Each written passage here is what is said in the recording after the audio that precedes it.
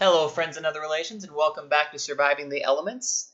So, I told you it's going to be a Monday Friday show. The breakdown is it's on Monday I'm going to feature a card, and on Friday I'm going to feature a deck from the forums. So Monday you're going to get to see my decks that I make with the card, which aren't nearly as good. And Friday you're going to get to see the decks that really experienced deck builders build. So Friday's my favorite show, even though Monday takes. Oh, whoops, went to the wrong spot. But still, um, today's card that we're going to feature is the Graviton Fire Eater. I chose this card because I don't see it very often in other decks, in the AI. It's just not as commonly used, and I think I can kind of see why. For some reason, maybe just the way that it interacts with the other cards of its element type, um, it's not as good as the Lava Golem. The Lava Golem starts out with 5/1, and then it increases 2/2 every time you spend Earth. Every time you add an Earth element to it. But the Graviton Fire Eater, it starts out as 0/5, which makes it so that it's not as easy to get rid of. I mean, the best defense against Lava Golems is to quickly destroy them. Because they start out with just 1 HP, and so that's really easy. But once they have 10, 12, 14 HP, well, by that point you're probably already almost practically beaten. Whereas this, it's harder to beat, but it starts out with 0 attack power.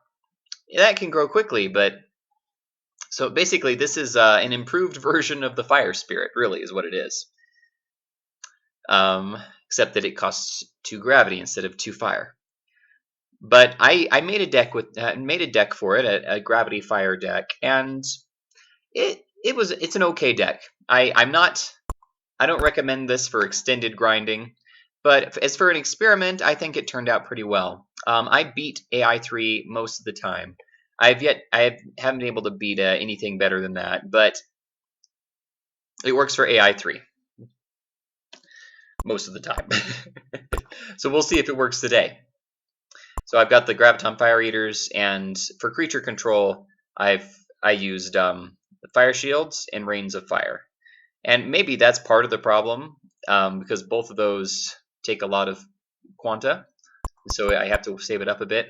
And I'm balancing gravity and fire here, and I tried to do that by using a few pendulums and then a couple burning pillars, and then mostly gravity pillars, because that's mostly what I'll need. But still, anyway, I shouldn't spend as much time explaining. I should just show you.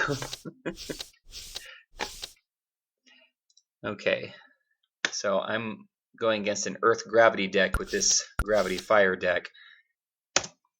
Oh, and I included a Shard of Focus because I have it, and I use shards whenever I have a proper excuse, really.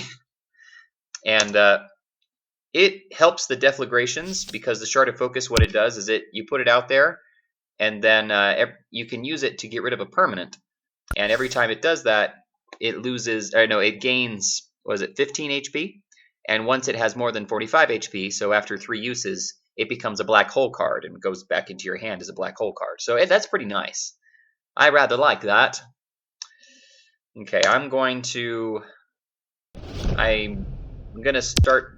put the fire shield up and hope that I can get rid of that stone dragon quickly. Okay, I've got some Graviton Fire Eaters out here. He played Basilisk Blood on this one, so it's going to be out of commission for a while.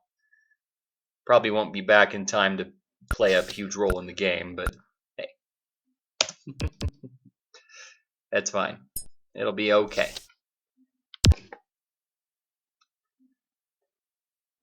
Okay. I'm going to, let's see, 1, 2, 3, 4.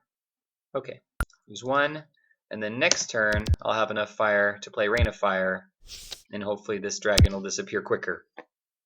Well, that's the idea anyway. Okay, Rain of Fire. There we go. Could have waited, probably should have waited, but okay. I'm going to play Shard of Focus, and the next turn I can get rid of that. But right now I need to really focus on damage, because if I don't kill him quickly, this isn't going to work. Thankfully, this doesn't require any quantity use. So there we go. Fire. Oh, didn't have enough fire. Okay. Well, hopefully next turn. Okay. Stone Dragon's almost dead. Oh, and this Graviton Fire Eater's back. Good, good, good. Okay. I'm going to keep using this because it would be really nice to have a black hole right now. Okay. See? Okay. I'm almost winning. Oh, okay. He played Stone Skin. Stone Skin adds as many HPs as you have Earth Quanta. And he has a lot of Earth Quanta, so I hope he doesn't have too many more of those. Okay. Play this again. Play Black Hole. That gives me... I think I've talked about Black Hole. That gives me HP according to how many Quanta I'm able to steal from him. Which isn't much because he only has a couple kinds of Quanta up. But that's okay. A little bit goes a long way. In this case especially. Thankfully, he doesn't have anything left to hit me with. So hopefully he doesn't play anything big very soon. Because I need 2 more turns. No, I think I'm going to get him this turn. Okay. That's the great thing about growing creatures is it can make a huge difference. It's not... I suppose it's not good for rushes, but for a long game, it helps to have creatures that are gradually increasing in power. And generally speaking, if you want a rush that relies on growing creatures, lava golems are much better. And I think that's part of why you see them way more often. But anyway, that was my Graviton Fire Eater deck. I hope you enjoyed it. I showed you the import code, but it will also be in the description if you want to try it out.